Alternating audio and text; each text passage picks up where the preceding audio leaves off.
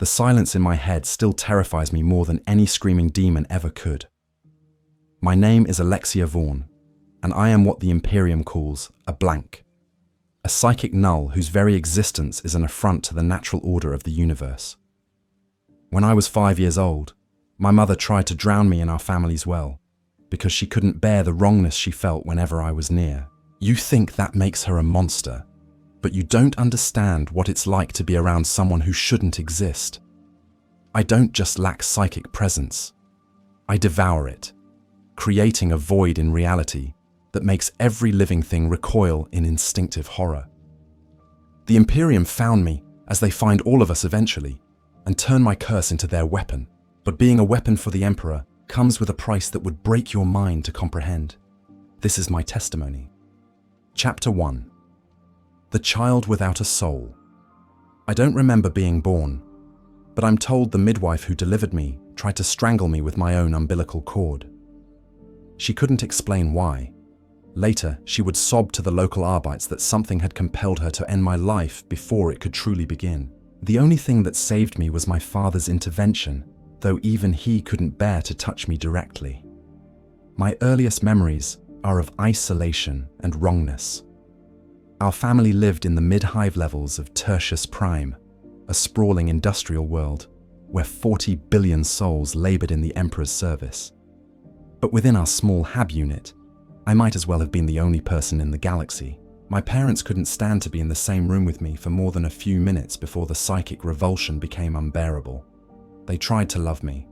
I have to believe that even now, decades later, and thousands of light years away from that cursed world, my mother, Elena, would force herself to sit beside my sleeping alcove and read imperial prayers, tears streaming down her face as she fought against every instinct that screamed at her to run.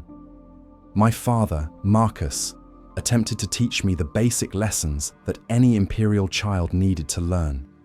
Loyalty to the Emperor, hatred of the heretic and the Xeno, the fundamental catechisms of faith that bound our civilization together. But the lessons never lasted long. Within minutes of beginning our sessions, my father would develop splitting headaches and violent nausea.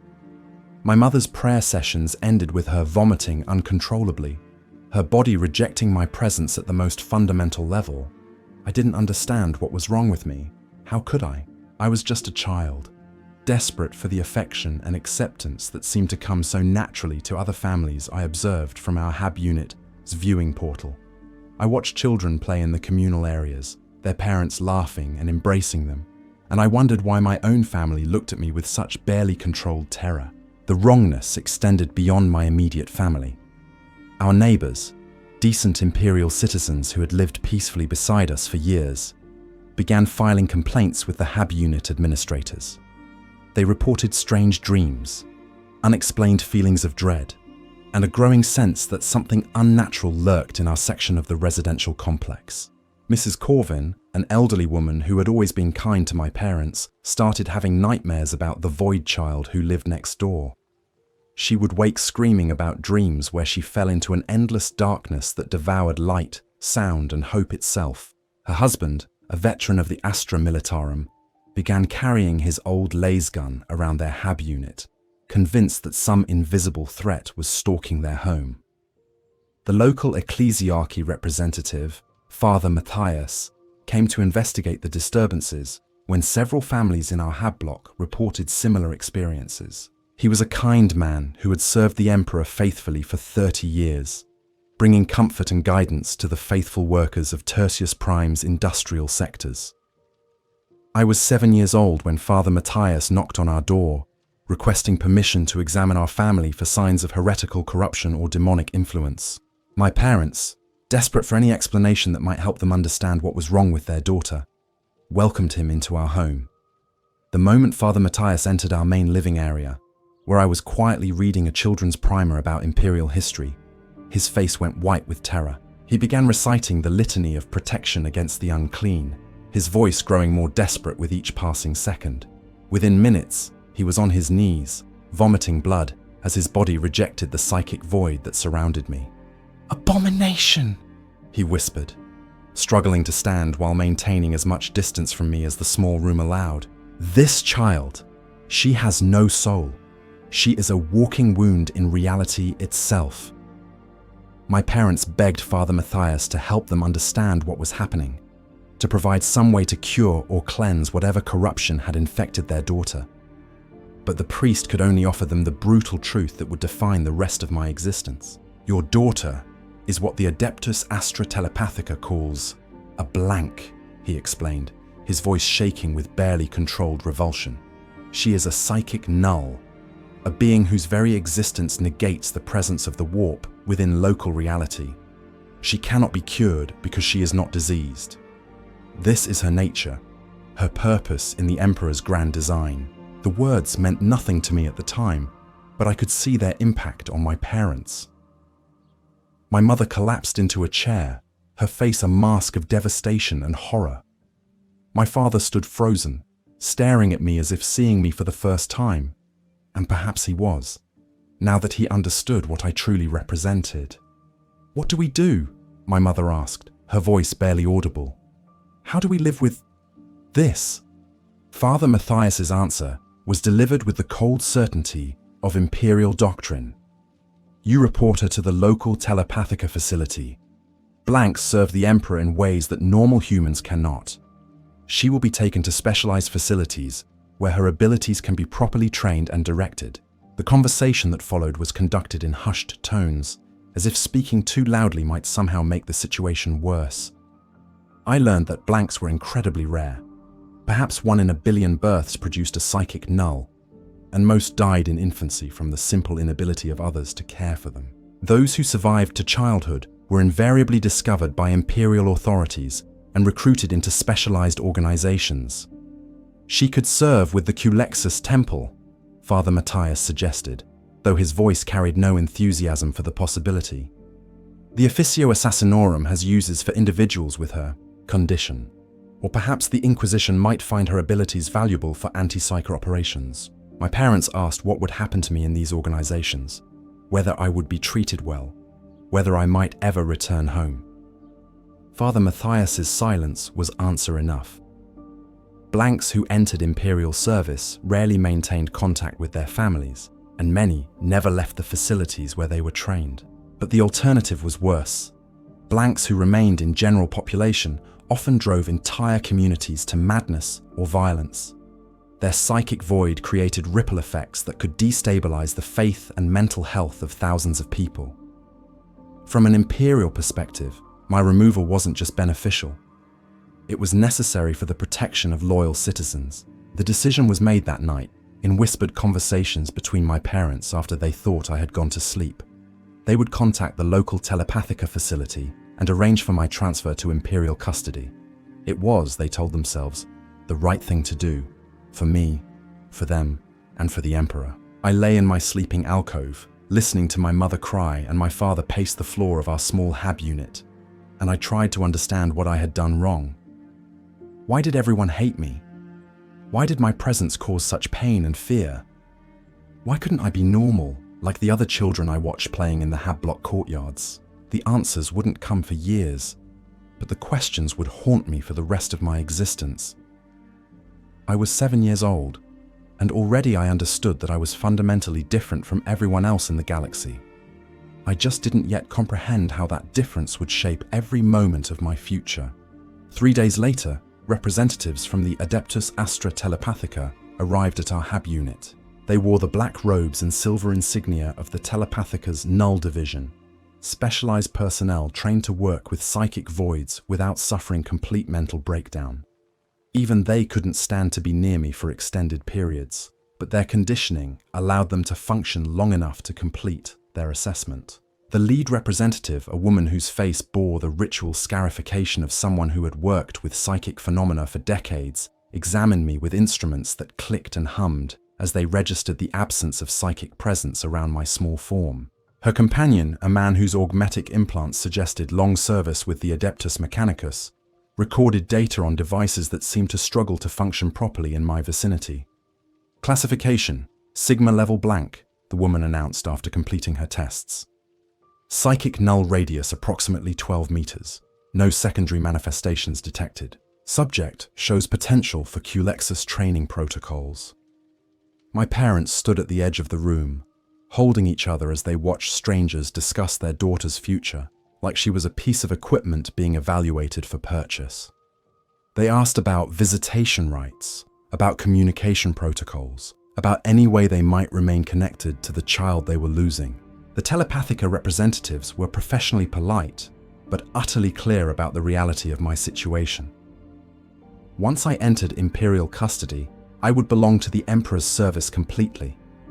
My family would receive notification if I died in training or service, but otherwise, I would cease to exist as far as they were concerned.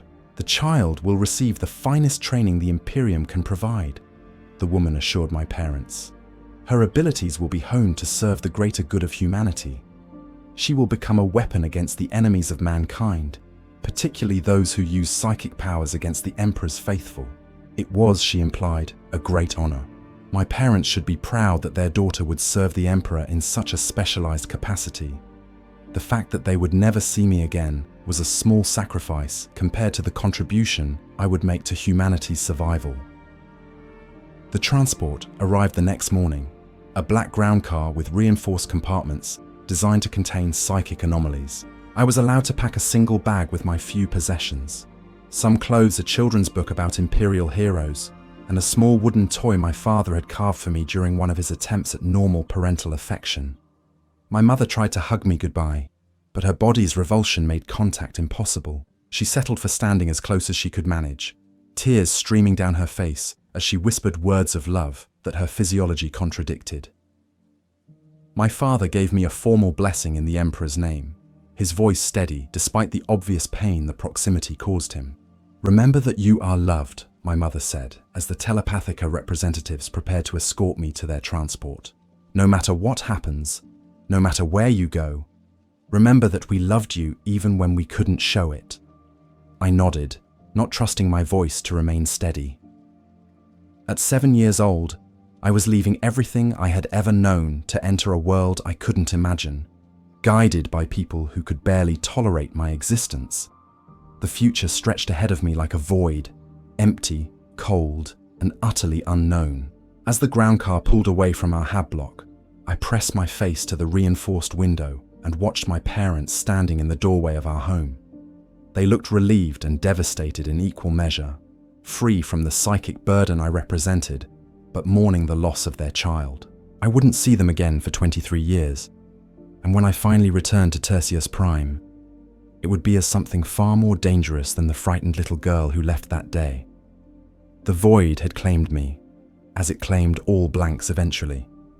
But first, it would teach me to weaponize the emptiness that defined my existence. Chapter 2: Training in Emptiness. The Telepathica facility on Lucios Prime existed in a state of perpetual twilight, its massive structure buried deep beneath the planet's surface to minimize contact with the general population. For 3 months after my arrival, I saw no natural light, breathed no unfiltered air, and encountered no one who wasn't trained specifically to function in the presence of psychic nulls. My first weeks were spent in isolation, confined to a containment cell barely large enough for a sleeping pallet and basic sanitation facilities. The walls were inscribed with hexagrammic wards designed to contain psychic phenomena, though in my case, they served the opposite purpose, preventing my null field from affecting the facility's other operations. I was 8 years old, alone, and terrified. The silence that had always surrounded me felt more oppressive in the featureless cell, where there were no distractions from the absolute emptiness that defined my existence. I couldn't hear the thoughts or emotions of others because I had no psychic presence to connect with, but I could feel their absence like a constant ache. My first handler was Proctor Vex, a stern woman in her 50s whose conditioning allowed her to function in my presence for up to an hour before requiring rest and medical treatment. She explained the basic structure of my new existence with the dispassionate efficiency of someone who had delivered the same briefing to dozens of blank children over the years. "You are no longer Alexia Vorn," she informed me during our initial orientation session. "That identity belongs to a life you can never return to. Here, you are Null 779, and your purpose is to serve the Emperor through the application of your psychic void against his enemies." The numbering system was deliberate dehumanization. designed to help handlers maintain emotional distance from subjects who couldn't be touched, comforted, or treated like normal children. I learned that the facility housed approximately 200 blanks in various stages of training, ranging from young children like myself to adult operatives preparing for deployment with Inquisition kill teams. The mortality rate was extraordinary. Proctor Vex showed me records indicating that 60% of blank children died during their first year of training, unable to adapt to the psychological isolation that their abilities imposed. Another 20% suffered complete mental breakdown before reaching operational status, requiring permanent containment or merciful termination. "You will survive because you must," Proctor Vex explained with matter-of-fact brutality. "The Emperor has few enough weapons against psychic threats. Those he possesses cannot be wasted on weakness or sentiment."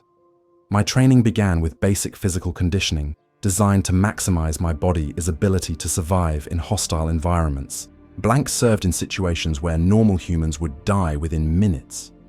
Boarding actions against chaos vessels infested with daemons, infiltration missions in areas corrupted by warp phenomena, assassination assignments targeting powerful Psykers whose abilities could devastate entire worlds. The physical training was brutal but manageable. My body responded well to the enhancement regimens, developing strength and endurance that exceeded normal human baselines. But the psychological conditioning proved far more challenging, requiring me to embrace the emptiness that defined my existence rather than fighting against it. "Your void is not a weakness to overcome," explained Combat Instructor Throne, one of the few people who could maintain extended contact with blanks through a combination of psychic dampening implants and iron willpower. "It is your primary weapon, more dangerous to the Emperor's enemies than any blade or bolt round. You must learn to wield it with precision and purpose." The exercises designed to develop my null field control were unlike anything I could have imagined. I spent hours in chambers specifically constructed to test psychic phenomena, learning to expand and contract my area of effect through meditation and focused concentration. Servo skulls equipped with psychic detection equipment would circle around me while I practiced manipulating the radius of my null field, creating zones of absolute psychic silence that could be targeted with surgical precision. The training included exposure to captured Psykers from various sources, heretical cultists, rogue-sanctioned Psykers, even preserved specimens of Xenos Psykers, whose abilities the Imperium sought to understand. These subjects were brought into my presence under carefully controlled conditions, allowing me to observe the effects of my null field on different types of psychic phenomena. The results were uniformly horrifying.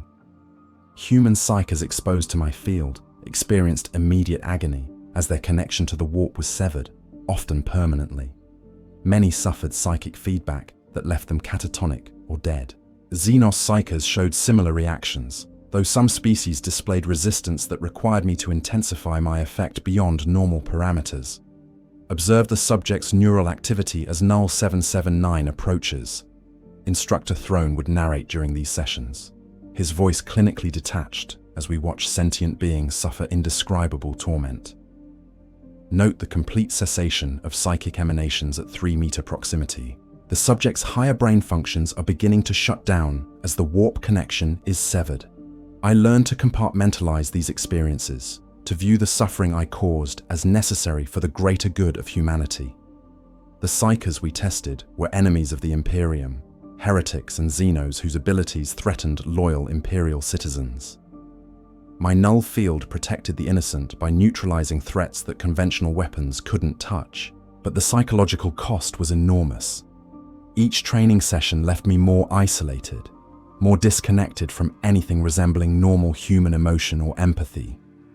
The instructors encouraged this detachment, explaining that emotional attachment was a luxury that blanks couldn't afford. "You will never have friends, lovers, or family in any meaningful sense," Proctor Vex reminded me during one of our weekly evaluation sessions. "Your very presence prevents the formation of emotional bonds that other humans take for granted.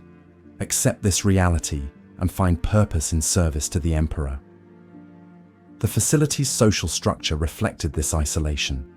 Blanks were housed in individual cells, ate meals alone, and participated in group activities only when training required coordination between multiple null fields. We learned to communicate through hand signals and written notes, as verbal conversation became increasingly difficult the longer we remained in each other's presence. Despite the isolation, I began to form limited connections with other blanks who shared my circumstances. Null 884, a boy roughly my age who had been recruited from a feral world, became something approaching a friend through our shared understanding of emptiness. We would sit in adjacent chambers during rest periods, separated by reinforced transparent barriers, and practice sign language conversations that helped maintain some semblance of social interaction. Null 23. 7. An older girl who had survived 4 years of training, served as an unofficial mentor who helped newer arrivals adapt to their circumstances. She taught me techniques for managing the psychological pressure of isolation, methods for maintaining mental stability when surrounded by people who couldn't bear your presence. The secret, she explained during one of our barrier-separated conversations, is remembering that we serve a purpose greater than personal happiness. The Emperor needs us to be weapons against his enemies. Everything else is secondary to that calling. The advanced training phases introduced me to specialized equipment designed to amplify and focus my null field. Psychic hood arrays that could expand my effective range to nearly 50 meters. Null field generators that allowed sustained operation in areas saturated with warp energy. Animus Speculum devices that could channel my void into concentrated beams capable of killing powerful Psykers at considerable distance. Learning to use these devices required intimate familiarity with the technology of psychic suppression, knowledge that few people outside the Culexus Temple possessed. I studied the theoretical foundations of warp interaction, the physics of psychic phenomena, and the engineering principles behind devices that could manipulate reality's relationship with the immaterium. The educational component of my training included extensive briefings on the enemies I would face in Imperial service. Chaos sorcerers who could rewrite reality through their connection to the ruinous powers. Eldar farseers, whose prescient abilities allowed them to manipulate probability itself. Tyrannid creatures that used psychic dominance to coordinate their vast swarms across interstellar distances. Each enemy type required different tactics and approaches. Chaos sorcerers were vulnerable to sudden null field exposure, but could adapt if given time to prepare countermeasures. Eldar Psykers possessed sophisticated mental defenses that required sustained pressure to overcome. Tyrannid psychic creatures operated through hive mind connections that could be disrupted but not permanently severed. Your effectiveness depends on surprise and overwhelming application of force, Combat Instructor Throne explained during advanced tactical training. Psykers who know you're coming can take precautions. Those who encounter you without warning have no defense against what you represent. The final phase of my basic training involved live fire exercises against captured enemies who posed genuine threats to the training facility. These were not the controlled experiments of earlier phases, but actual combat operations, where failure could result in catastrophic warp incursions or facility-wide casualties. My first real combat engagement was against a chaos cultist who had been possessed by a minor demon of Tzinch. The creature had broken containment during a routine interrogation, killing 3 interrogators and threatening to tear open a permanent warp rift in the facility's lower levels. I was dispatched with a full tactical team equipped with null field amplifiers and emergency containment protocols. As we descended toward the compromised section, I could feel the psychic corruption radiating from the possessed cultist like heat from a furnace. The demon's presence twisted reality around itself, creating impossible geometries and temporal distortions that would have driven baseline humans insane. The moment I entered the containment chamber, the daemon's manifestation began to collapse. Its carefully woven illusions shattered against my null field like glass meeting stone. The possessed cultist convulsed as the daemonic entity was forcibly separated from its host, reality reasserting itself in ways that caused visible pain to the warp creature. "Impossible!" the demon shrieked as its form began to dissolve. "You are nothing! You are less than nothing! How can nothing unmake the gifts of Tzinch?" I watched the creature's destruction with clinical interest, noting how my null field affected different aspects of its manifestation. The demon's ability to manipulate local reality failed first, followed by its sensory projections, and finally its capacity to maintain cohesion in real space. Within minutes, both demon and host were gone, leaving only a fading scorch mark on the chamber floor. The tactical team's leader, a veteran Tempestar who had worked with blanks for over a decade, provided post-action analysis that highlighted the effectiveness of null field application against warp entities. My performance exceeded expectations, demonstrating both precise control and maximum lethality when circumstances required. "You're ready for Culexus evaluation," he informed me as we returned to the upper levels of the facility. "The Officio Assassinorum will want to assess your potential for their specialized programs." I was 12 years old, had been in training for 4 years, and was considered ready to serve as a weapon against the Emperor's enemies. The frightened child who had left Tertius Prime no longer existed. In her place stood something far more dangerous, a walking void that could unmake the supernatural with surgical precision. But the transformation came at a cost that would define the rest of my existence. I had gained power beyond normal human comprehension, but I had lost every quality that made life worth living. I was the perfect weapon, and weapons don't get to choose their targets. Chapter 3. The Culexus Temple. The Culexus Temple existed in a state of permanent siege against reality itself. Located on the moon Thanatos, orbiting a dead world in the Segmentum Solar, the temple was where the Imperium's most dangerous psychic weapons were forged from the raw material of human emptiness. My transfer from the Telepathica facility to Culexus custody occurred during my 13th year, after preliminary evaluations confirmed my suitability for advanced assassin training. The journey took 3 months aboard a black ship, whose crew could barely function in the presence of multiple blanks being transported for temple assessment. I traveled in the company of 6 other candidates, each of us sealed in individual containment pods, to prevent our null fields from reinforcing each other and creating a dead zone that could affect the ship's navigation systems. The isolation was absolute. No contact with crew members, no communication with fellow candidates, nothing but the endless silence that had defined my existence since childhood. The black ship Soulless Vigil was a marvel of specialized engineering designed to transport psychic anomalies without compromising Imperial operations. Its crew wore psychic dampening crowns that allowed basic functionality in our presence, while automated systems handled most navigation and life support functions. Even so, the ship moved through space like a wounded animal, its machine spirit struggling against the void we represented. During the journey, I had ample time to study the briefing materials provided by my Telepathica handlers. The Culexus Temple was the smallest and most secretive of the Officio Assassinorum's orders, comprising fewer than 100 active operatives at any given time. Their mission was simple but terrifying: the elimination of targets who possessed psychic abilities too dangerous for conventional Imperial forces to engage. The Temple's most famous success was the assassination of the Chaos Sorcerer Lord Vex Machinata during the 13th Black Crusade. Machinata had single-handedly destroyed 3 Imperial battleships, using psychic powers that bent space-time around his fleet. When conventional weapons proved useless against his defenses, a single Culexus assassin infiltrated his flagship and killed him with nothing more than proximity. The sorcerer, his own powers, turned against him by the assassin's null field. But the Temple's greatest achievement remained classified at levels beyond my current clearance. I knew only that it involved the elimination of a threat so dangerous that its very existence was considered a state secret, worthy of inquisitorial mind-wipe protocols. When we finally reached Thanatos, the moon's surface appeared as a sphere of absolute blackness against the void. No lights marked Imperial installations, no radio signals indicated habitation, no signs of life suggested that anything existed on its airless surface. The temple maintained operational security through complete isolation from the galaxy's psychic background radiation.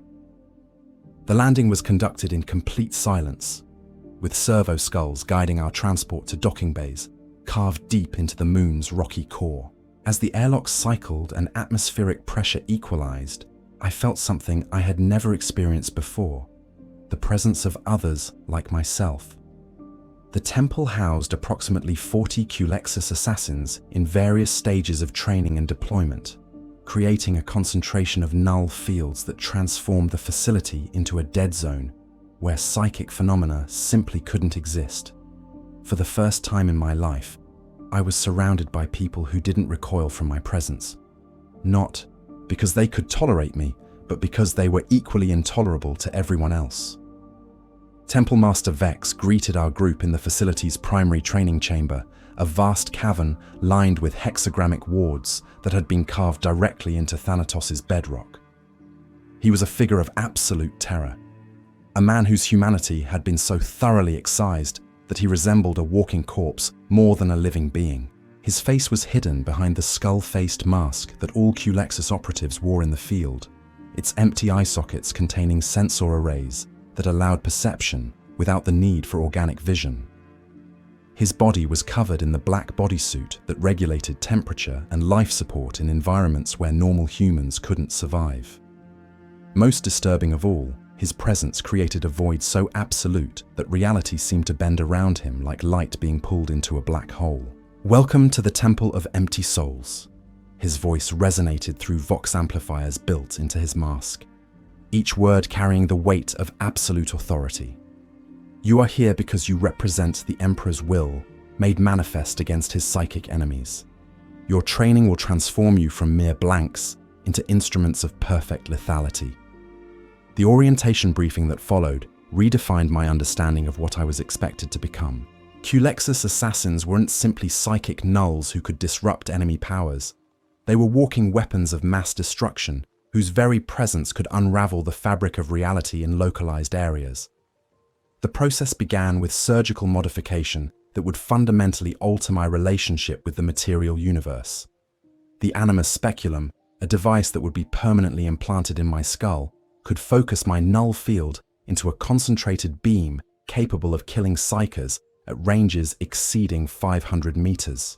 The Sinskin bodysuit would regulate my biological functions while amplifying my natural void to levels that could affect entire city blocks. But the most significant modification was neurological, the installation of cogitator implants that would allow conscious control over null field intensity and distribution. Instead of the passive void that had defined my childhood, I would gain active command over reality's relationship with the warp in my immediate vicinity. "The price of this power is the final severing of your connection to humanity," Temple Master Vex explained as medical servitors prepared the surgical bays for our modification procedures. "You will become something that exists between life and death, presence and absence, reality and void. There is no return from this transformation." The candidates were given one final opportunity to withdraw from the program, to accept assignment to lesser roles within the Imperial military hierarchy, where their natural abilities could serve without requiring complete dehumanization. 2 of my companions chose this option, accepting positions with Inquisition kill teams rather than embracing total transformation into weapons of living emptiness. I chose to continue. The decision wasn't based on courage or dedication to the Emperor's service. It was simple acceptance of what I had always been destined to become. The frightened child from Tertius Prime had died years ago in the Telepathica facility. What remained was a void seeking purpose, and the Culexus Temple offered the most complete expression of that emptiness. The surgical procedures took place over several weeks, with each modification requiring careful calibration to prevent catastrophic interactions between technological and biological systems. The Animus Speculum installation was particularly complex, requiring neurosurgeons who could work in complete psychic isolation, while maintaining precision that would determine my effectiveness as an assassin. Recovery from the modifications was unlike anything I had experienced during my Telepathica training. The technological integration created feedback loops between my natural null field and the artificial amplifiers, generating sensations that had no equivalent in normal human experience. I could feel reality bending around me like a physical pressure, sense the presence of psychic phenomena, from distances that exceeded normal perception and manipulate the local relationship between material space and warp energy through conscious effort. The first time I activated my Animus Speculum, the focused null beam carved a meter-deep groove in the reinforced ceramite wall of the testing chamber. The weapon's power exceeded the theoretical projections, suggesting that my natural abilities were significantly above average even for a Culexus candidate. "Impressive," Temple Master Vex observed as we reviewed the test results. "Your null field strength registers in the 97th percentile of recorded measurements. With proper training, you could become one of our most effective operatives."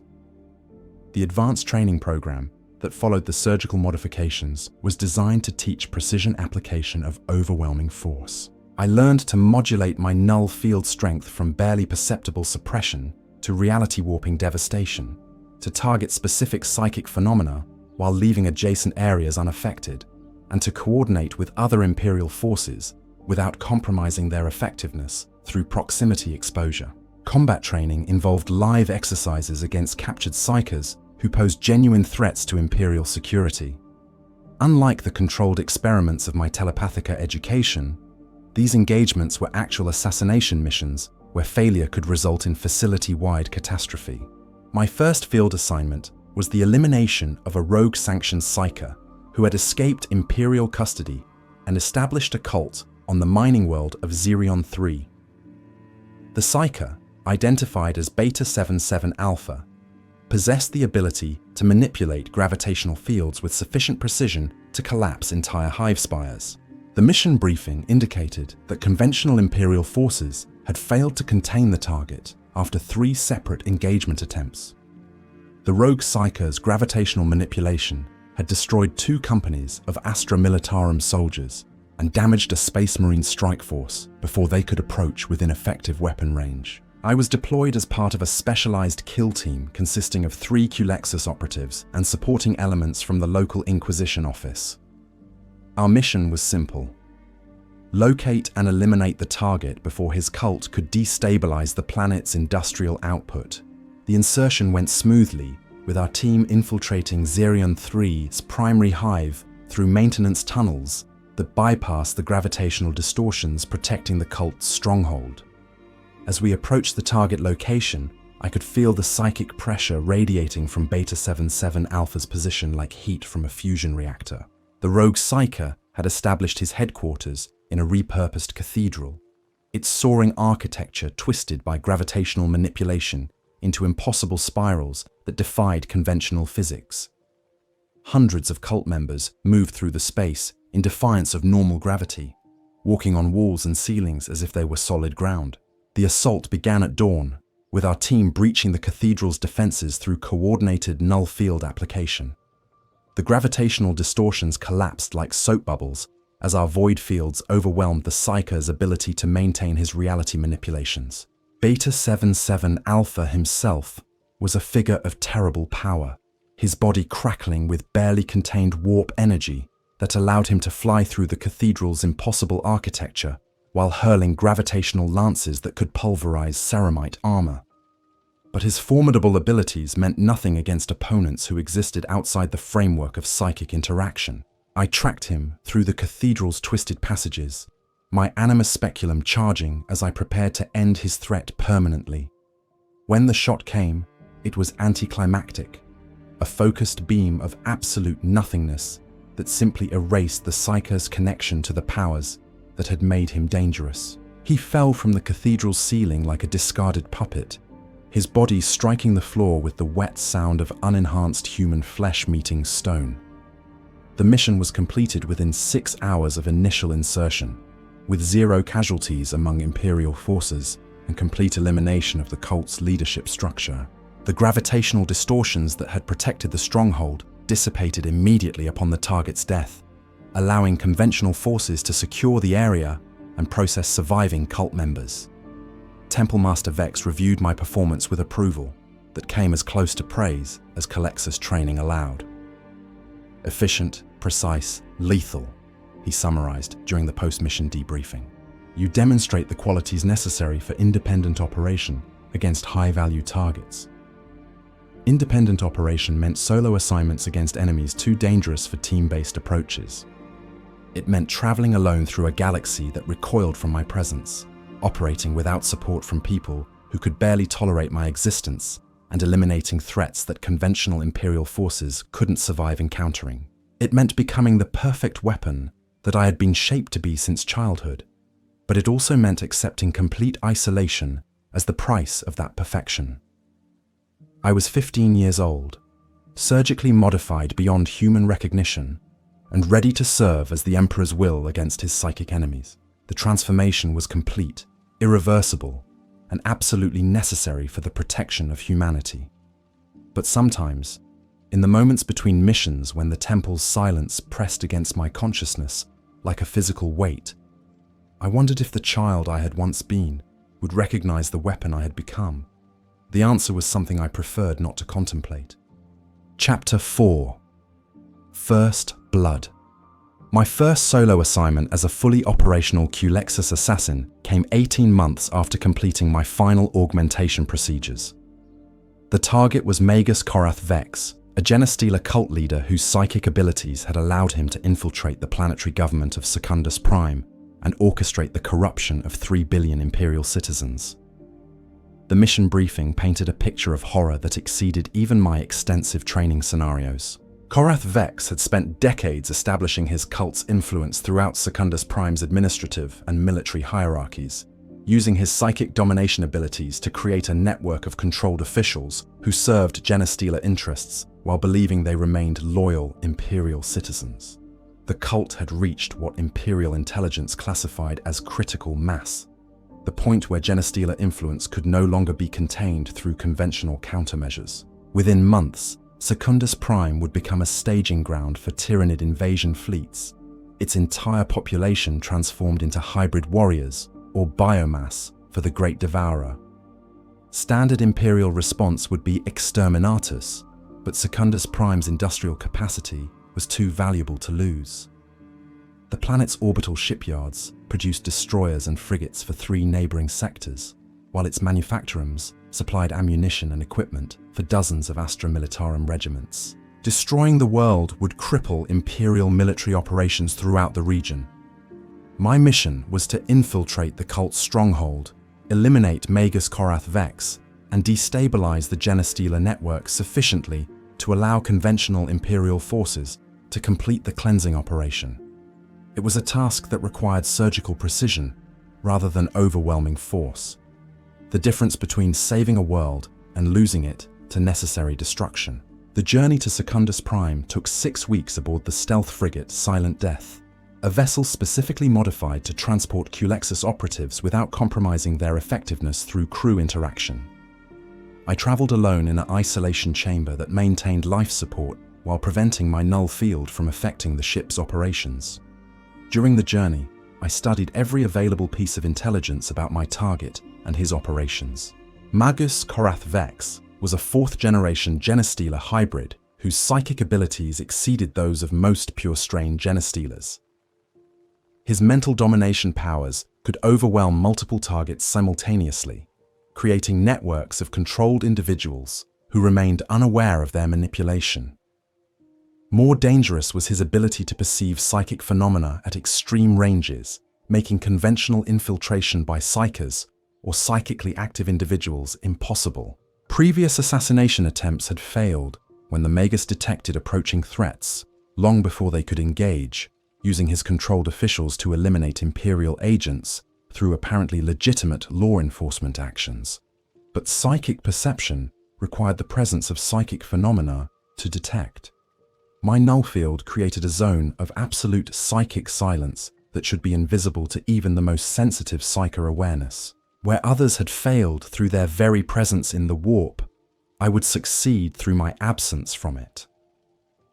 The infiltration plan was elegant in its simplicity. I would enter Secundus Prime through legitimate commercial channels, posing as a mid-level tech priest assigned to routine maintenance on the planet's communication arrays.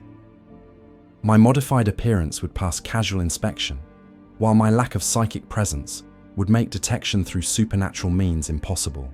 The identity had been carefully constructed by Inquisition forgers who specialized in deep cover operations. Tech Priest Gamma 97 possessed complete documentation, work history, and personality profiles that would satisfy any background investigation. More importantly, Tech Priests were expected to display emotional detachment and minimal social interaction. Perfect cover for someone whose presence made normal relationships impossible. Landing on Secundus Prime required navigating orbital defenses that had been compromised by genestealer influence without appearing suspicious to controllers who might be operating under psychic domination. The shuttle's pilot, a Navy veteran who had worked with Culexus operatives before, maintained professional distance while ensuring our approach appeared routine to any observers. The planet's surface showed clear signs of genestealer corruption to eyes trained to recognize the subtle markers of hybrid influence. The architectural modifications that accommodated non-human physiology, the population movement patterns that suggested hive-mind coordination, the industrial projects that served no apparent imperial purpose, but could support tyrannid bioforms. But the corruption was skillfully hidden beneath layers of apparent normalcy.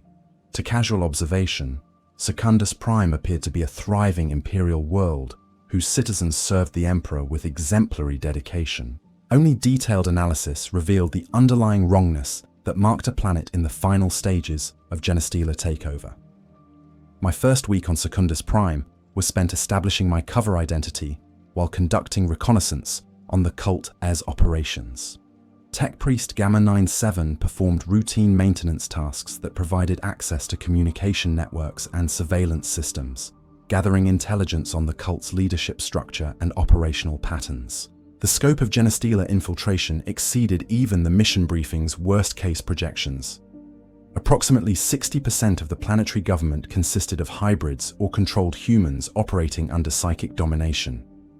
The planetary defense force had been completely compromised, with pure strain genestealers integrated into command positions that would coordinate the planet's surrender when tyrannid fleets arrived.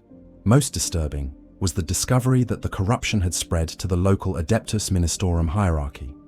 Cardinal Vos Vex, the planet's senior ecclesiarchy representative, was himself a third-generation hybrid whose sermons had been subtly modified to prepare the population for transcendence through unity. Genestealer terminology for the final absorption into tyrannid biomass.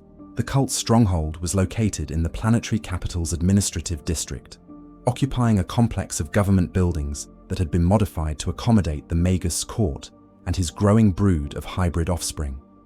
Security was provided by apparently loyal PDF units, whose personnel had been replaced by genestealer infiltrators over a period of several years. Approaching the target required navigating multiple layers of security without triggering alerts that would compromise the mission. The cult's psychic detection capabilities made conventional infiltration impossible. But my null field created unique opportunities for bypassing supernatural surveillance. I began my approach during the third week of my deployment, using my Tech Priest identity to gain access to the communication arrays housed in the administrative complex. The maintenance schedule provided legitimate reasons for my presence in areas adjacent to the Magus' stronghold, while my apparent lack of psychic signature made me invisible to the enhanced awareness that protected other cult leaders. The first indication that something was wrong came when I encountered a pure strain genestealer guard that should have detected my presence through normal sensory methods. Instead of challenging an obvious intruder, the creature seemed confused by my approach, its alien senses struggling to process the psychic void that surrounded me. Genestealers relied heavily on psychic coordination for their tactical effectiveness, communicating through hive-mind connections that allowed perfect synchronization between individual organisms. My null field disrupted these connections, creating dead zones where genestealer coordination broke down and individual creatures reverted to instinctive behavior patterns. I used this advantage to penetrate deeper into the cult's stronghold, moving through security checkpoints that registered my physical presence but couldn't integrate that information into their psychic communication networks. To the genestealer guards, I was a shadow that existed on the edge of perception, present but not quite real, threatening but not quite identifiable. The path to Magus Korath Vex led through chambers where hybrid offspring in various stages of development prepared for their role in the coming Tyrannid invasion. I passed nurseries where infant hybrids learned to coordinate their movements through psychic links training facilities, where adolescent hybrids practiced combat techniques that combined human intelligence with alien instinct, and meditation chambers where adult hybrids communed with the distant hive mind that would soon claim their world. Each chamber showed the effects of my null field's passage. Infant hybrids began crying as their psychic connections were severed. Adolescent trainees lost coordination and stumbled over exercises they had performed flawlessly moments before. Adult hybrids emerged from meditation confused and disoriented by the sudden silence in their minds. But the disruption was temporary and localized. Once I moved beyond the range of my null field, the psychic connections re-established themselves and normal cult operations resumed. The advantage lay in the confusion and brief vulnerability that my passage created, not in any permanent damage to the genestealer network. The Magus's personal chambers occupied the top floor of the administrative complex, a suite of rooms that had been modified to accommodate alien physiology while maintaining the appearance of standard Imperial architecture. The security here was absolute. Pure-strain genestealers whose reflexes could intercept bolter rounds, hybrid guards whose psychic abilities could paralyze intruders before they could draw weapons, technological defenses that could track and eliminate threats with inhuman precision. None of it mattered against an enemy who existed outside the framework of psychic interaction. I approached the Magus's presence chamber during what intelligence suggested was his daily communion with the distant hive mind, when his attention would be focused on coordinating cult operations rather than monitoring immediate security concerns. The massive doors that protected his sanctum were designed to withstand heavy weapons fire, but they weren't sealed against someone who could simply walk through the psychic barriers that supplemented their physical defenses. Magus Korath Vex was everything the mission briefings had described, and worse. His hybrid physiology combined human intelligence with alien predatory instinct, while his psychic abilities created a pressure that would have overwhelmed any normal human who entered his presence. Multiple arms ending in razor-sharp claws gestured as he communicated with entities across interstellar distances, coordinating plans that would transform Secundus Prime into a launching point for attacks against neighboring systems. The moment I entered his chamber, the psychic communion collapsed. The Magus's connection to the hive mind was severed as abruptly as if someone had cut a communication cable, leaving him isolated in a silence that his species had never evolved to endure. "Impossible," he snarled, turning toward me with eyes that blazed with alien intelligence and growing fury. Nothing could breach my defenses. Nothing could sever my connection to the Great Unity. His voice carried harmonics that would have induced submission in any baseline human. Psychic compulsions that had dominated the minds of planetary governors and space marine captains. But psychic domination required a target with psychic presence to manipulate, and I offered him nothing but emptiness. The Animus Speculum charged with a high-pitched whine that cut through the chamber's silence like a blade. Magus Korath Vex realized what I was in the seconds before I fired, his hybrid features twisting with horror as he understood that his greatest strength had become his greatest vulnerability. "You are nothing," he whispered, pressing himself against the chamber's far wall, as if distance could protect him from what I represented. "You are the void between stars, the silence between thoughts. How can nothing destroy everything we have built?" The focused null beam that answered his question was invisible to normal perception, a concentrated lance of absolute nothingness that erased his connection to the powers that made him dangerous. The Magus's psychic abilities simply ceased to exist, leaving behind only the terrified hybrid whose physical form had housed such devastating potential.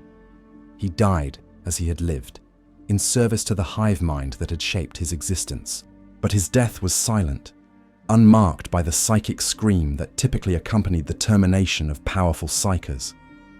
I had not just killed Magus Korath Vex, I had erased him so completely that his passing left no trace in the warp. The collapse of the cult's leadership structure was immediate and catastrophic. Without the Magus's psychic coordination, the network of controlled officials began breaking free from their domination. while pure-strain genestealers reverted to instinctive behavior that made them vulnerable to conventional Imperial countermeasures. Within hours of my target's elimination, Inquisition forces launched coordinated strikes against cult strongholds throughout Secundus Prime's major population centers. The genestealer network that had taken decades to establish was dismantled in a single day, its psychic foundations too weak to survive the removal of its central coordinator. 3 billion Imperial citizens were saved from absorption into the Great Devourer. Secundus Prime's industrial capacity remained intact to serve the Emperor's armies. The Tyranid advance in that sector was delayed by centuries, buying time for the Imperium to prepare proper defenses against the inevitable invasion. It was, by any objective measure, a complete success. The mission had achieved all primary objectives with minimal collateral damage and maximum strategic benefit to Imperial interests.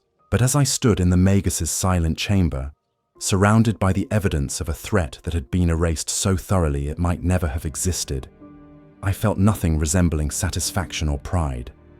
The weapon that was Culexus Null 779 had performed its function with perfect efficiency. The question that haunted me during the extraction and return journey was whether anything recognizably human remained to appreciate that success. Chapter 5. The Weight of Emptiness. After the Secundus Prime mission, I returned to the Culexus Temple to discover that my success had earned me recognition as one of the Officio Assassinorum's most effective operatives. Temple Master Vex informed me that my elimination of Magus Korath Vex had prevented a Tyranid incursion that could have consumed 17 star systems, saving an estimated 200 billion Imperial lives. The commendation should have meant something. Recognition of exceptional service to the Emperor was the highest honor that any Imperial citizen could achieve. But standing in the Temple's briefing chamber, listening to statistics about lives saved and threats neutralized, I felt only the familiar emptiness that had defined my existence since childhood. Your performance exceeded all projections, Temple Master Vex continued, his skull-faced mask revealing nothing of whatever emotions might exist beneath his own technological modifications.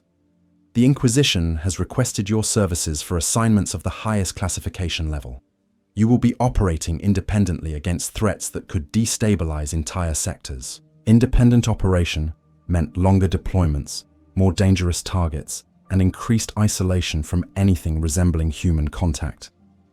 It meant becoming more effective as a weapon while growing more distant from the humanity that weapon was meant to protect. My next assignment came 3 weeks later. The elimination of a chaos sorcerer known as Malakar the Soulrender, who had established a cult in the Halo stars that threatened to open a permanent warp rift connecting real space to the realm of Tzeentch. The mission briefing classified him as a Tier Alpha threat, requiring immediate termination before his ritual reached completion. The journey to the Halo stars took 2 months aboard a heavily modified Inquisition vessel, whose crew had been conditioned to function in the presence of multiple blanks. I shared the transport with 2 other Culexus operatives assigned to related missions, though our mutual null fields made meaningful communication impossible. During the long journey through the warp, I had ample time to study the intelligence reports about my target and the cosmic threats his activities represented.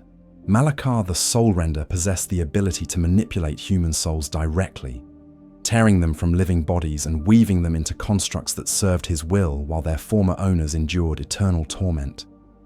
His cult had grown to encompass 3 entire star systems, with millions of followers who worshipped him as a living god while serving as raw material for his horrific rituals. The sorcerer's ultimate goal was to sacrifice enough souls to create a permanent bridge between real space and the realm of change, allowing Tzeentch's demons unlimited access to Imperial territory. Standard Imperial response to chaos incursions of this magnitude involved orbital bombardment that would sterilize all 3 systems, eliminating both the threat and any possibility of contamination spreading to neighboring regions. But recent Tyranid activity had stretched Imperial naval resources to their limits, making large-scale military operations impossible in the Halo stars. My mission was to infiltrate the cult's stronghold and eliminate Malakar before his ritual reached critical mass, preventing the need for sector-wide sterilization while preserving Imperial lives and resources for use against other threats. The approach to the Halo stars revealed the scope of chaos corruption that Malakar had achieved in his domain. Entire worlds glowed with unnatural light as reality warped around the sorcerer's presence, while space itself seemed to twist in patterns that hurt to observe directly. The crew of our transport required constant psychic conditioning to prevent madness from prolonged exposure to the chaos-tainted region. But my null field created a zone of stability that allowed the ship to navigate through distortions that would have torn apart conventional vessels. Where others saw impossible geometries and mind-breaking paradoxes, my presence forced reality to conform to natural laws that made navigation possible. The infiltration itself required careful planning to avoid detection by supernatural surveillance systems that monitored the cult's territory. Malakar's abilities included prescient awareness that could detect approaching threats across interstellar distances, making conventional infiltration approaches useless against him. But prescience required psychic phenomena to perceive, and my null field created blind spots in supernatural awareness that should allow me to approach undetected. Where others had failed through being seen across time and space, I would succeed by remaining invisible to the very powers that protected my target.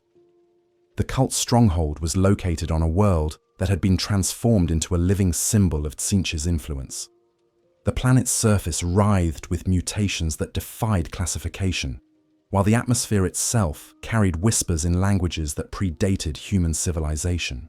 Cities had grown into impossible spirals that reached toward the warp storms overhead, their architecture constantly changing as reality bent to accommodate chaos influence.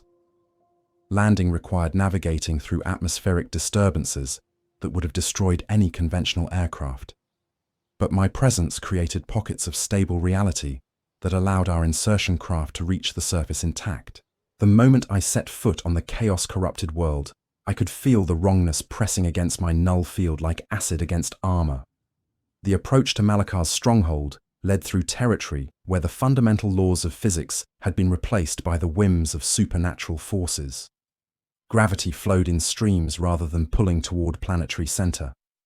Time moved in loops that could trap unwary travelers in eternal repetition. Space folded in on itself, creating passages that led to locations that existed only in the imagination of mad gods. But my null field carved a path through the chaos like a blade through silk. Where reality had been corrupted by warp influence, my presence forced it back to natural configuration. Gravity behaved normally within 12 meters of my position. Time flowed linearly in my immediate vicinity. Space maintained its proper dimensions, as long as I was present to anchor it to material existence. The effect was temporary. Areas returned to their corrupted state once I moved beyond range. But it created a corridor of stability that allowed progress toward the target location. The cult's stronghold was a nightmare made manifest, a structure that existed partially in real space and partially in the realm of change, with rooms that opened onto impossible vistas and corridors that led to destinations that changed depending on the observer's state of mind.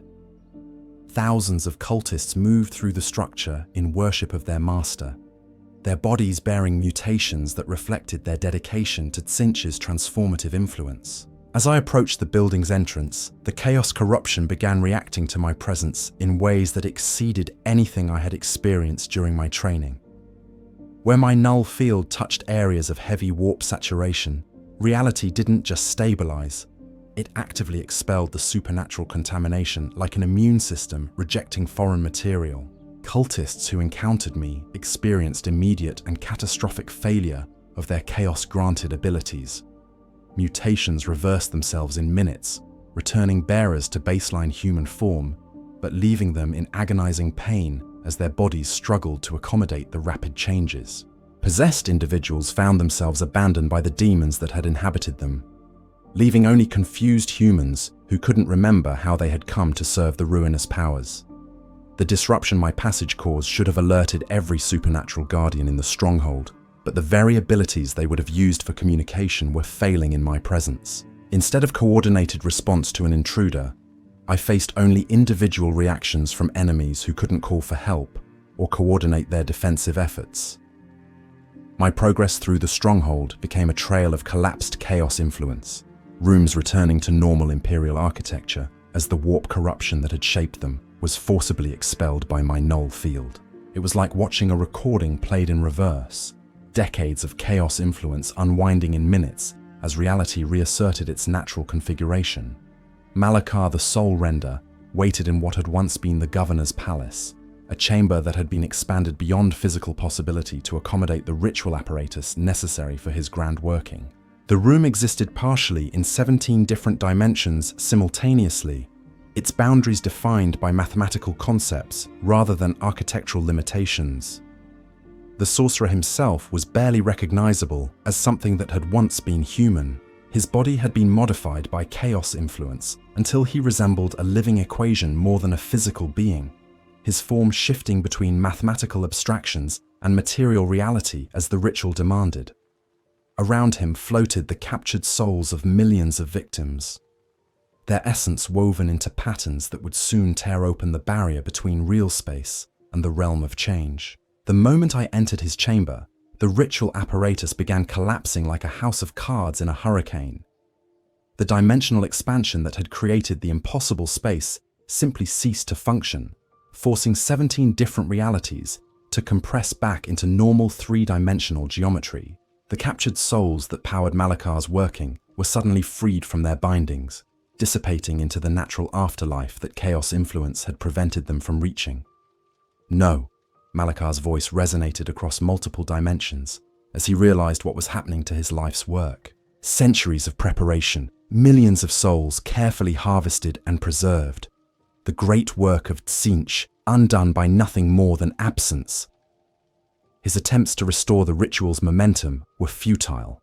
The mathematical constructs that anchored his power to the realm of change required warp energy to maintain cohesion, and my null field had created a zone where such energy simply couldn't exist.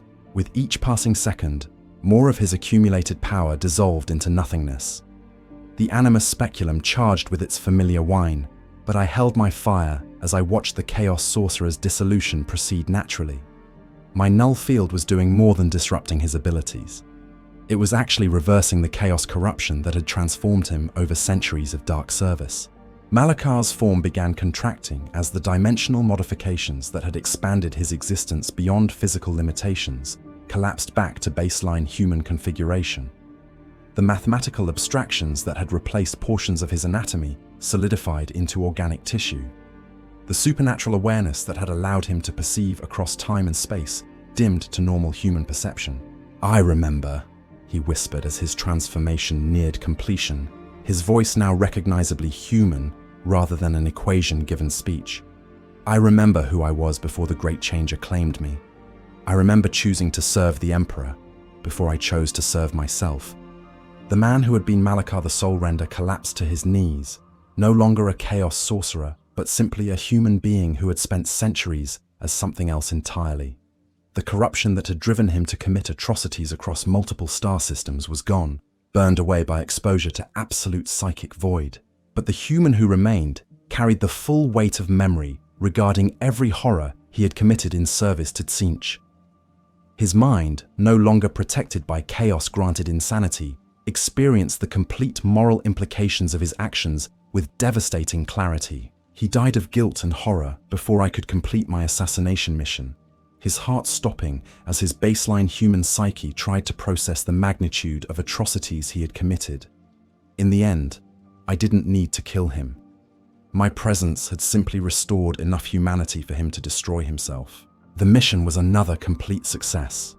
The chaos incursion that threatened to consume 3 star systems collapsed without its central coordinator. Millions of cultists found themselves free from supernatural influence they couldn't remember accepting. The warp rift that would have provided Tzeentch unlimited access to Imperial space simply failed to open when the ritual powering it was disrupted. But as I stood in the ruins of Malakar's stronghold, watching reality reassert itself in areas that had been corrupted for centuries, I found myself wondering about the man who had died at my feet. He had been genuinely grateful in his final moments, thankful that someone had finally freed him from the corruption that had claimed his soul. For the first time since beginning my service as a Culexus assassin, I had encountered a target who welcomed the emptiness I represented rather than fearing it. In those final seconds, I had been an instrument of redemption rather than simply destruction. The distinction shouldn't have mattered to a weapon, but somehow it did. Chapter 6. Reflections in the Void. The years following the Malachar mission brought a succession of assignments that established my reputation as one of the Imperium's most effective anti-Psyker operatives.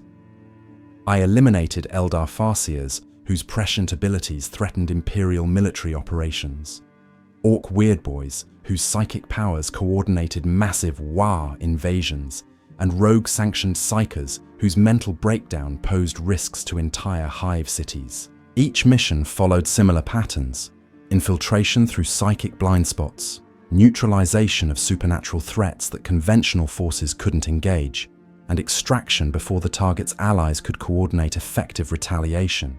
The tactical efficiency was remarkable, the strategic results undeniable, and the human cost minimal compared to alternatives like orbital bombardment or space marine assault.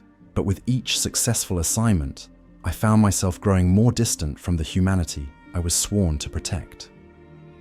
The modifications that made me effective as a Culexus assassin also isolated me from the emotional connections that gave life meaning for normal people.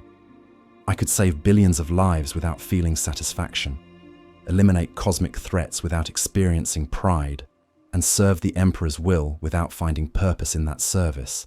The isolation was more complete than simple loneliness. Loneliness implied the desire for companionship that circumstances prevented from fulfilling. What I experienced was the absence of that desire itself, a void in my emotional capacity that mirrored the psychic emptiness that defined my existence. My handlers at the Culexus Temple recognized this development as a natural progression in operative development. Temple Master Vex explained during one of my periodic evaluations that emotional detachment was essential for long-term effectiveness in anti-Psyker operations. Attachment creates vulnerability, he observed as we reviewed my mission performance records. Emotions compromise judgment. The perfect assassin feels nothing beyond dedication to the Emperor's will, because anything else introduces variables that enemies can exploit. His words carried the authority of centuries of experience training Culexus operatives, but they also revealed the fundamental philosophy that shaped the Temple's approach to human enhancement. They didn't just create weapons from blank children, they systematically eliminated every aspect of humanity that might interfere with optimal lethality. The process was gradual but irreversible. Each modification, each conditioning session, each successful mission stripped away another layer of emotional capacity until nothing remained but professional competence and strategic awareness. We became perfect instruments of the Emperor's will, but we ceased to be recognizably human in any meaningful sense. My recognition of this transformation came during a mission to eliminate a chaos cult that had infiltrated the shrine world of Sacred Heart. The planet housed one of the Imperium's most important religious sites, a cathedral where St. Celestine herself had performed miracles that inspired faith across the galaxy. The cult's corruption of such a sacred location required immediate and decisive action to prevent a crisis of faith that could destabilize Imperial morale throughout the sector. The infiltration proceeded normally, with my null field allowing passage through psychic defenses that protected the cult stronghold within the cathedral as lower levels. But as I moved through chambers where centuries of prayer and devotion had sanctified the very stones, I realized that I felt nothing in response to the spiritual significance of my surroundings. The cathedral should have inspired awe, reverence, or at least respect for the faith that had motivated its construction. These were emotions that every imperial citizen experienced when exposed to genuine expressions of religious devotion. But my psychic void had apparently expanded beyond supernatural phenomena to encompass spiritual experience itself. I could analyze the architecture, appreciate the craftsmanship, and understand the historical significance of the sacred artwork that decorated the cathedral's walls. But I couldn't feel the presence of the divine that drew pilgrims from across the galaxy to worship in these hallowed chambers. The realization was profoundly disturbing. If I had lost the capacity for spiritual experience, what else had been stripped away by my transformation into a weapon? how much of my original humanity remained beneath the modifications and conditioning that defined my existence. The cult's elimination proceeded with typical efficiency. Their leader, a fallen cardinal, who had embraced Slanesh in exchange for enhanced sensory experience, proved vulnerable to null field disruption that severed his connection to chaos corruption. His followers, deprived of their supernatural leader's influence, surrendered to Imperial forces without significant resistance. But the mission's success felt hollow in ways that previous assignments hadn't.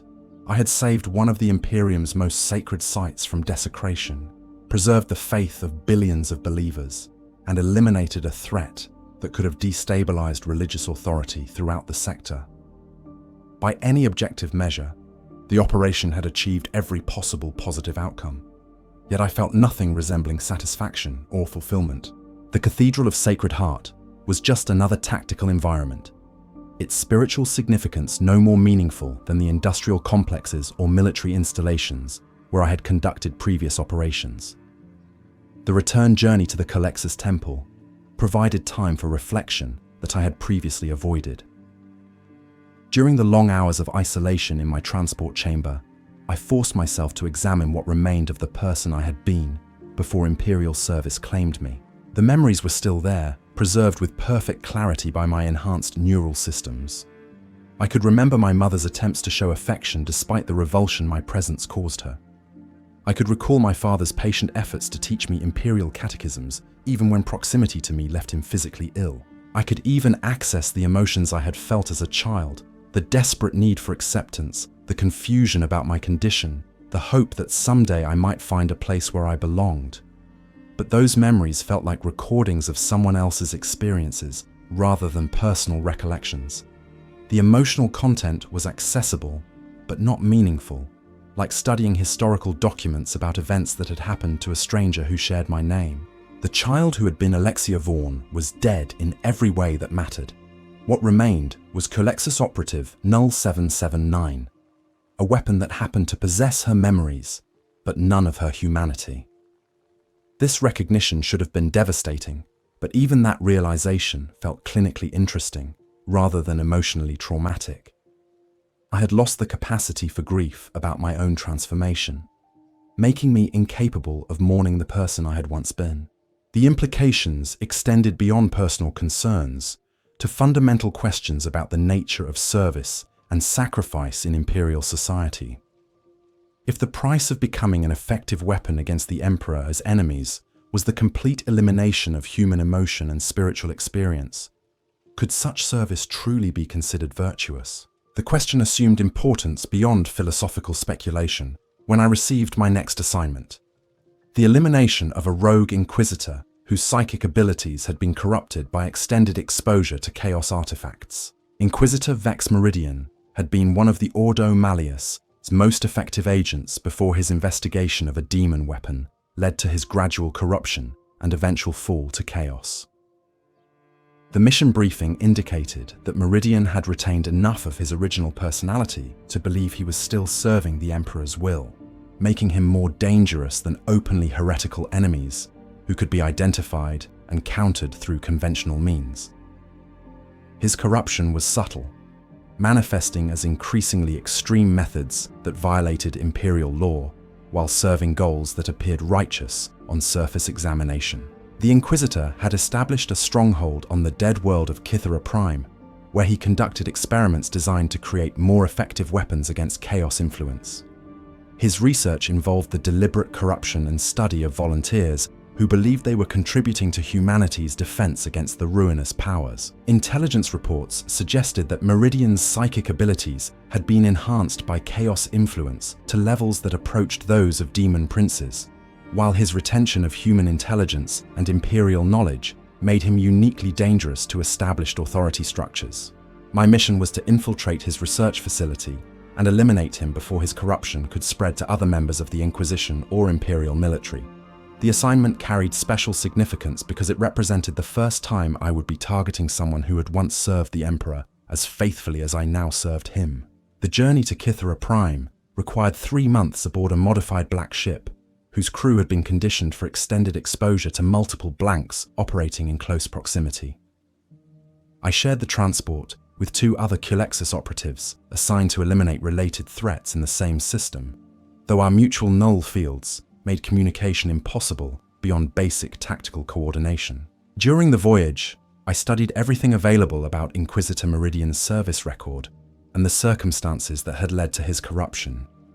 He had been an exemplary agent for over 50 years, responsible for eliminating dozens of major chaos threats and saving countless Imperial lives through his dedication and skill. His fall began with the investigation of a demon weapon that had been used to corrupt an entire Space Marine chapter.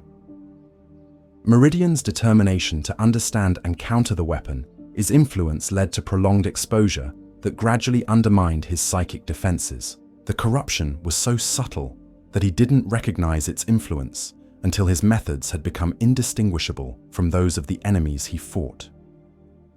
The parallels to my own situation were unmistakable. Meridian had been transformed by his service into something that retained the appearance of loyalty while serving goals that contradicted Imperial interests. The difference was that his corruption came from external influence, while mine resulted from deliberate modification designed to create the perfect weapon. But the end result was similar. Both of us had lost essential aspects of our humanity in service to the Emperor, becoming something that served his will without retaining the qualities that made such service meaningful. The comparison raised disturbing questions about the nature of my own loyalty and the purposes my service truly achieved. If Meridian could become corrupted while believing he remained faithful, how could I be certain that my own dedication wasn't similarly compromised? The answer was that I couldn't. My modifications had eliminated the emotional capacity necessary for genuine faith, leaving only programmed responses that resembled loyalty but lacked its essential substance. I served the Emperor because I had been conditioned to do so, not because I chose that service from understanding of its meaning and value. This realization should have triggered existential crisis, but my modified psychology prevented such responses. Instead, I filed the observation as tactically relevant information that might affect my mission performance without allowing it to influence my dedication to operational objectives. I was the perfect weapon that the Culexus Temple had designed me to be, but I was no longer capable of understanding why such weapons were necessary, or whether their existence served the greater good they were meant to protect. The distinction mattered more than my handlers realized, but it was a distinction I could recognize without being able to feel its importance. Chapter 7. The Mirror of Corruption Kythera. Prime greeted me with the familiar sensation of wrongness that marked worlds touched by chaos influence, but the corruption here was different from anything I had encountered in previous missions. Where other chaos-tainted locations radiated malevolent energy that assaulted the senses with obvious wrongness, Meridian's stronghold felt almost normal, like a wound that had been carefully cleaned and bandaged, but still festered beneath the surface. The infiltration required navigating through defensive systems that had been designed by someone who understood Imperial security protocols intimately. Meridian had retained his knowledge of Inquisition operational procedures, creating layered defenses that could challenge even experienced Imperial agents while appearing to serve legitimate research purposes. But his preparations hadn't accounted for threats that existed outside the framework of psychic interaction. My null field created blind spots in supernatural surveillance systems that allowed me to bypass security measures that would have detected any conventionally trained operative. The research facility itself was a marvel of perverted Imperial engineering, its laboratories equipped with technology that pushed the boundaries of what the Mechanicus considered acceptable in the pursuit of knowledge. Meridian had access to resources that reflected his continued authority within Inquisition hierarchies, including artifacts and specimens that should have required special authorization to study. As I moved through the facility's corridors, I observed the results of Meridian's experiments with growing horror. His research subjects were volunteers who had submitted to chaos corruption in the belief that their sacrifice would provide valuable intelligence about enemy capabilities. They had been transformed into living studies of how chaos influence affected human physiology and psychology, their suffering documented with scientific precision. The volunteers retained enough awareness to understand what was happening to them. But their corruption had progressed beyond any possibility of reversal. They existed in states of constant agony, as their bodies and minds were slowly consumed by forces they had accepted in service to the Emperor's cause. Meridian himself appeared in the facility's central laboratory, a figure that retained the bearing and authority of an Imperial Inquisitor while radiating subtle wrongness that marked advanced chaos corruption. His appearance hadn't changed dramatically, no obvious mutations or demonic features, but his eyes held depths that suggested contact with powers beyond human comprehension. "Welcome, Null 779, he greeted me without turning from the examination table where his latest subject writhed in carefully documented torment. "I've been expecting someone like you for quite some time, the Temple's most effective operative, sent to eliminate a threat they don't understand." His knowledge of my identity and mission suggested intelligence networks that extended far beyond what a rogue Inquisitor should have been able to maintain. But more disturbing was his apparent lack of concern about my presence in his stronghold, as if he welcomed the confrontation rather than fearing it. "You believe you're here to kill me," Meridian continued, finally turning to face me with a smile that carried genuine warmth alongside profound corruption. "But I think you're here to understand what you've become and what that transformation means for the Imperium you serve."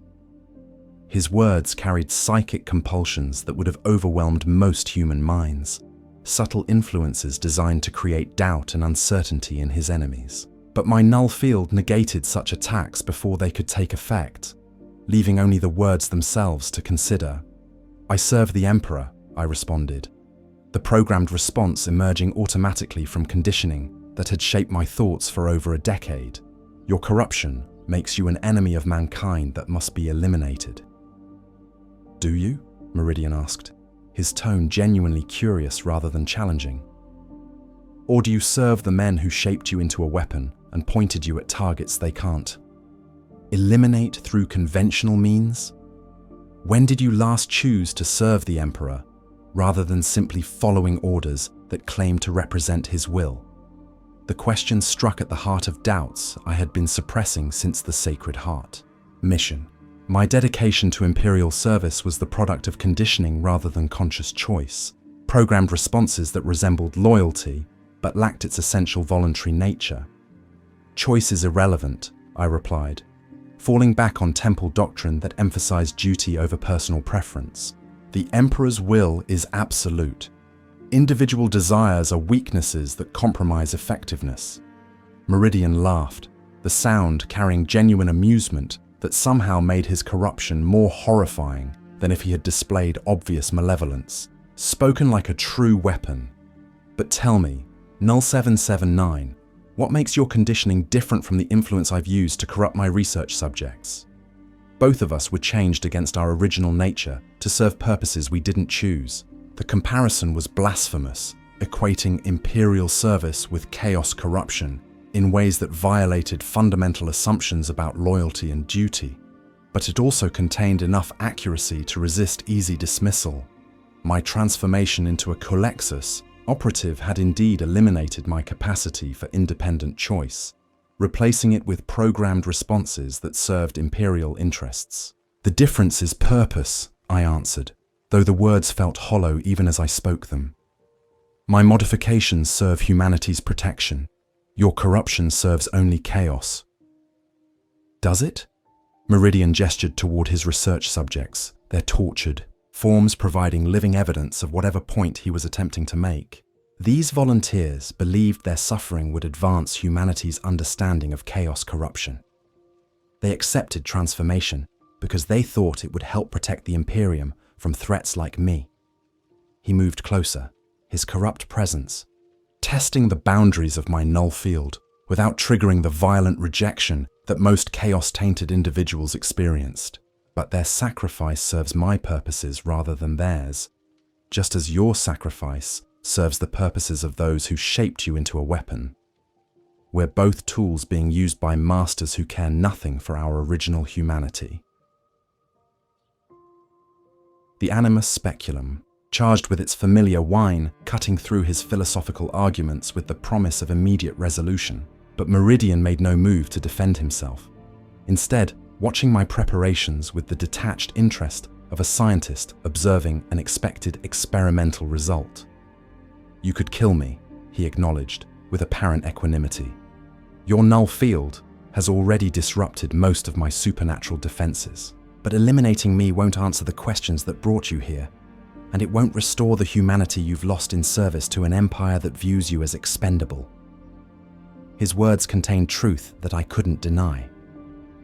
Killing Meridian would complete my mission objectives and eliminate a threat to Imperial security, but it wouldn't address the fundamental issues about the nature of my existence and the meaning of my service. "You're stalling," I observed, though I made no immediate move to fire, attempting to create doubt that will compromise my mission effectiveness. "I'm offering perspective," he corrected. "The chance to understand what you've become and what that means for your future. You've spent years eliminating threats to the Imperium. But have you ever considered whether the Imperium deserves the loyalty you've been conditioned to provide?" The question was heretical in its implications, suggesting that Imperial authority could be questioned or found wanting by those sworn to serve it. But it also reflected doubts that had been growing since my recognition of my emotional emptiness on Sacred Heart. "The Emperor protects," I recited, falling back on the most fundamental catechism of Imperial faith. "His will guides humanity towards survival in a hostile galaxy." "The Emperor is dead," Meridian replied, with matter-of-fact certainty that hit like a physical blow. "He has been dead for 10,000 years, sustained only by technological life support and the faith of those who refuse to acknowledge reality. What you serve is not his will, but the interpretation of that will by men who claim authority they never earned." The words were blasphemy of the highest order, denying the fundamental truth that held Imperial civilization together. But they also articulated doubts that had been growing in my consciousness since I began questioning the nature of my own transformation. "Even if that were true," I said carefully, "the alternative to Imperial order is chaos and destruction. Whatever the Emperor's current state, the civilization he created remains humanity's best hope for survival." "Perhaps," Meridian agreed, "but survival purchased through the systematic dehumanization of those who provide protection may not be worth the price. When the cure becomes indistinguishable from the disease, perhaps it's time to consider different treatments." His corruption had given him perspectives that my conditioning prevented me from fully understanding, but the questions he raised resonated with recognition I couldn't suppress. My transformation into an effective weapon had indeed required the systematic elimination of qualities that made existence meaningful. The mission parameters were clear: eliminate the target, prevent the spread of corruption, return to base for reassignment. But standing in Meridian's laboratory, surrounded by evidence of suffering that claimed to serve the greater good, I found myself questioning whether completing those parameters would actually serve humanity's interests. "What would you have me do?" I asked, surprising myself with the question. "Abandon my duty, allow corruption to spread unchecked, become another example of Imperial failure?" "I would have you choose," Meridian replied simply. "For perhaps the first time since your childhood, make a decision based on your own understanding rather than programmed responses. Decide whether my existence truly threatens the Imperium, or whether I represent an alternative perspective that challenges comfortable assumptions." The choice he offered was between programmed loyalty and conscious evaluation, between serving without question and accepting responsibility for my own actions. It was the difference between remaining a weapon and attempting to reclaim some measure of humanity. But it was also a choice that my conditioning had been specifically designed to prevent. The modifications that made me effective as a Culexus operative had eliminated the capacity for independent moral reasoning that would allow such decisions. "I can't," I admitted, the words emerging with difficulty through psychological barriers that resisted their expression. "The conditioning is too complete. I can recognize the questions you're raising, but I can't act on that recognition." Meridian nodded with what appeared to be genuine sympathy. "Then you understand the true horror of what's been done to you. You retain enough awareness to recognize your own slavery, but not enough freedom to escape it." He moved to a control panel that regulated the containment systems holding his research subjects, his fingers hovering over switches that could release dozens of partially corrupted humans into the facility's corridors. "I'm going to give you a choice anyway," he said quietly. "Kill me now, and these subjects will remain contained until Imperial forces arrive to dispose of them properly. Allow me to live, and I'll release them to spread corruption throughout this system before you can stop them." The ultimatum forced a decision that transcended programmed responses, requiring moral evaluation that my conditioning had been designed to prevent. Either choice would result in suffering and death, but the distribution of that suffering depended on my selection between competing values. "Choose," Meridian commanded, his hand moving toward the release controls. "Serve your programming, or accept responsibility for the consequences of your own judgment." The Animus Speculum was charged and ready. The target was clearly defined. The mission parameters provided unambiguous guidance. But for the first time since childhood, I hesitated to pull the trigger. Chapter 8, The Price of Understanding. The moment of hesitation lasted perhaps 3 seconds, long enough for Meridian to activate the containment release systems and flood his research facility with partially corrupted subjects seeking to spread their contamination to anyone they could reach. By the time I fired the Animus Speculum, his purpose had been accomplished regardless of his personal survival. The focused null beam struck him center mass, severing his connection to the chaos powers that had sustained his enhanced abilities. But unlike previous targets whose corruption had been external infection, Meridian's fall had been gradual enough to integrate with his fundamental personality. The null field disrupted his supernatural abilities without reversing the psychological changes that corruption had wrought. He died as a human being rather than a chaos-touched abomination, but his final expression was one of satisfaction rather than defeat. In forcing me to choose between programmed obedience and conscious evaluation, he had achieved something that transcended his own survival. "You chose duty over understanding," he whispered as his life faded. "But at least you chose. That's more progress than the temple thought possible." His words haunted me as I fought my way through the facility's corridors, eliminating corrupted research subjects whose partial transformation made them dangerous to anyone without specialized protection. My null field prevented their corruption from affecting me directly, but I could see the suffering they experienced as their bodies tried to accommodate changes that violated fundamental biological laws. They had been volunteers, Imperial citizens who believed their sacrifice would serve humanity's defense against chaos influence. Instead, they had become living weapons turned against the very people they had sought to protect. The parallel to my own situation was uncomfortable, but undeniable. The extraction from Kithra Prime proceeded without complications, though the facility's destruction required orbital bombardment to ensure complete elimination of chaos contamination. Meridian's research data was recovered and classified at levels that would prevent its findings from influencing Imperial policy, while his subjects were recorded as casualties of a successful counter-chaos operation. Another mission completed with maximum efficiency and minimal collateral damage. Another threat to Imperial security eliminated before it could destabilize larger areas of Imperial space. Another victory for the forces of order, against the powers of corruption and change. But the journey to the Culexus Temple provided time for reflection that I could no longer suppress through programmed responses. Meridian's questions had created cracks in my conditioning that allowed genuine thought rather than conditioned reaction, and those cracks were widening with each hour of contemplation. For the first time since my transformation into a Culexus operative, I began to examine my own existence with something approaching objectivity. The analysis was disturbing in ways that my emotional limitations prevented me from fully experiencing, but its implications were clear enough to understand intellectually. I had become exactly what the Imperium needed me to be, a weapon capable of eliminating psychic threats that conventional forces couldn't engage. But that transformation had required the systematic elimination of every quality that made human existence meaningful. I possessed no capacity for love, friendship, artistic appreciation, spiritual experience, or personal growth. I existed solely to serve functions that others had determined, without any ability to evaluate whether those functions served worthy purposes.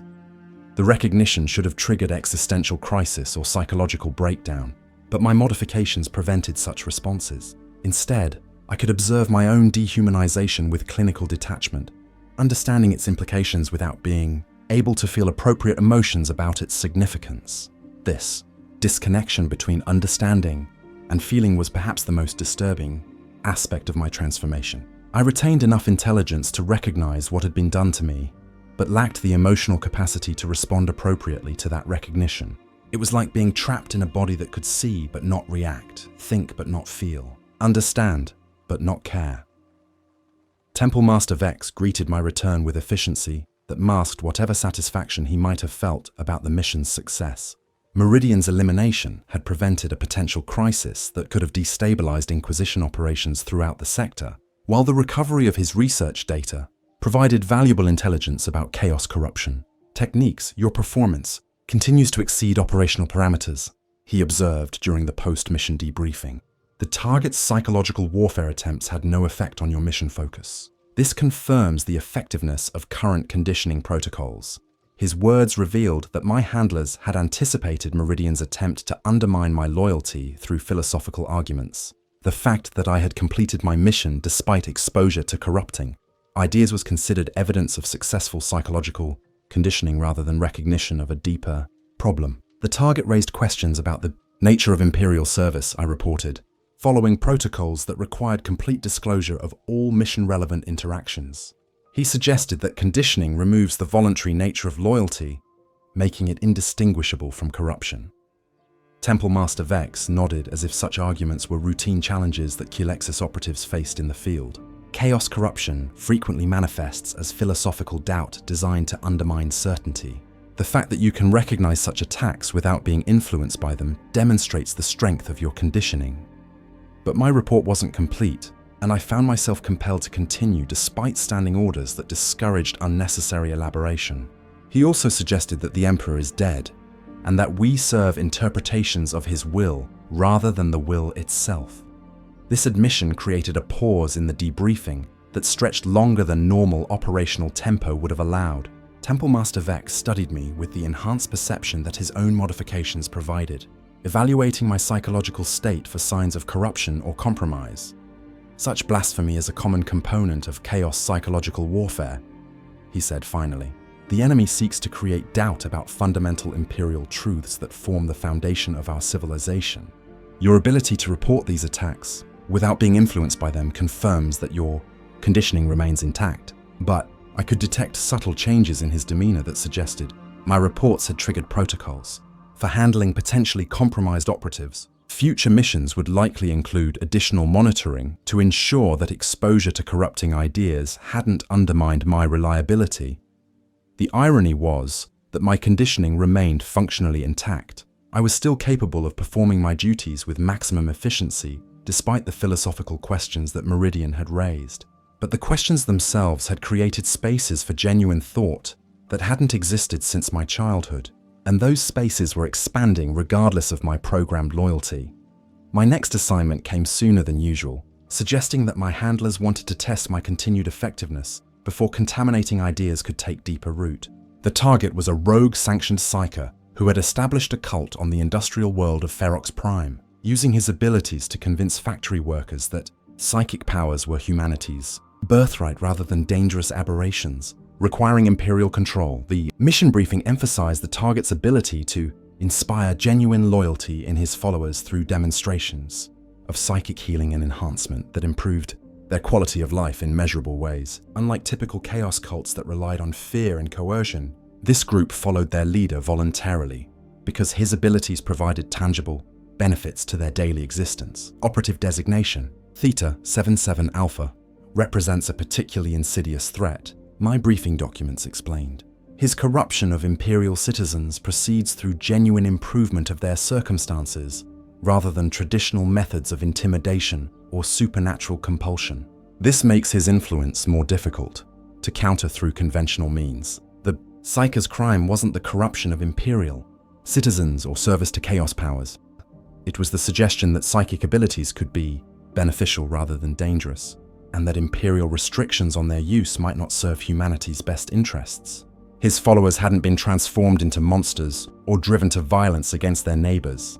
They had simply been given hope that their lives could be better than the grinding subsistence that defined existence for most Imperial workers.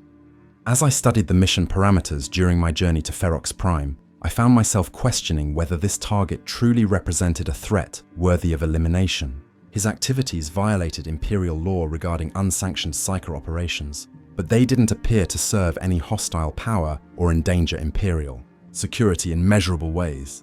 The questioning itself was disturbing evidence that Meridian's philosophical attacks had indeed compromised my conditioning in ways that my handlers hadn't recognized. A properly functioning Culexus operative wouldn't evaluate mission justification. They would simply execute assigned tasks with maximum efficiency. But the spaces for genuine thought that had opened during my confrontation with the corrupted Inquisitor continued to expand, allowing questions that my programming should have suppressed. If my purpose was to protect humanity from psychic threats, did that purpose extend to eliminating Psykers whose abilities genuinely helped Imperial citizens? The infiltration of Ferox Prime revealed a world where illegal psychic activity had indeed improved conditions for millions of industrial workers. The rogue Psyker used his abilities to heal injuries that conventional medical treatment couldn't address, enhance productivity in ways that reduced dangerous working conditions, and provide emotional support that helped workers cope with the psychological pressures of their environment. His followers weren't cultists in any traditional sense. They were ordinary Imperial citizens who had discovered that their lives could be better than the subsistence existence that industrial worlds typically imposed. They continued to worship the Emperor and serve Imperial interests, but they also believed that psychic abilities could be beneficial rather than purely dangerous. The target himself proved to be a former sanctioned Psyker who had broken conditioning after witnessing the unnecessarily harsh treatment of Psyker children in Imperial facilities. His rebellion wasn't motivated by chaos, corruption, or alien influence. It was driven by genuine compassion for fellow human beings whose abilities made them outcasts in Imperial society. "Know what you are," he said when I finally cornered him in the industrial complex where he had established his unofficial sanctuary. A blank, shaped into a weapon against people like me. "But do you know why you're here? Do you understand what purpose your killing me will serve?" His questions echoed Meridian's challenges to my understanding of duty and purpose. But they came from someone whose corruption was compassion rather than malevolence. This Psyker represented everything that Imperial doctrine taught me to fear about uncontrolled psychic abilities, but his actual effects on the world around him contradicted those fears.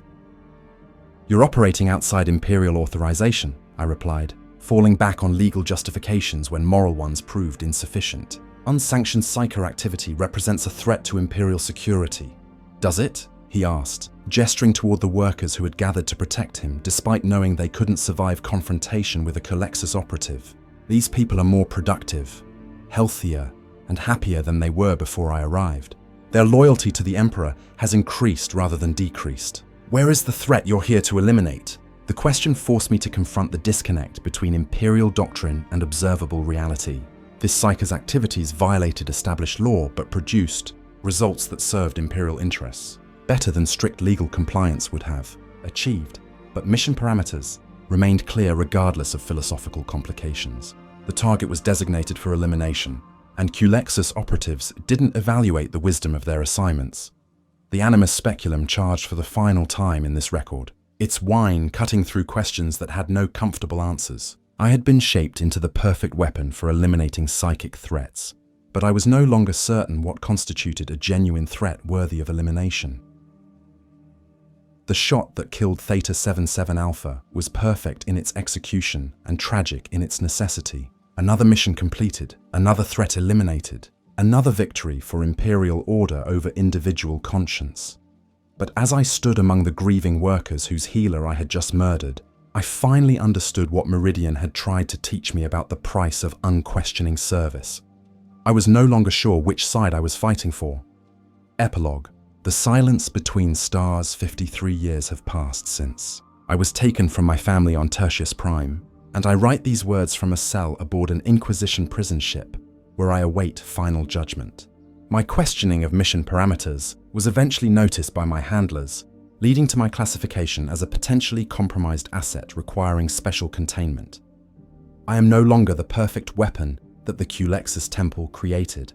The spaces for genuine thought that opened during my final missions have continued to expand, allowing me to recognize the horror of what I became in service to an empire that fears its own people more than its enemies. The child who was Alexia Vorn died in the Telepathica facility, but perhaps something of her survived in the void that replaced her. Enough to question, if not to feel. Enough to understand, if not to change. They will execute me soon, adding my name to the list of failed operatives who couldn't maintain the emotional emptiness that effective service required.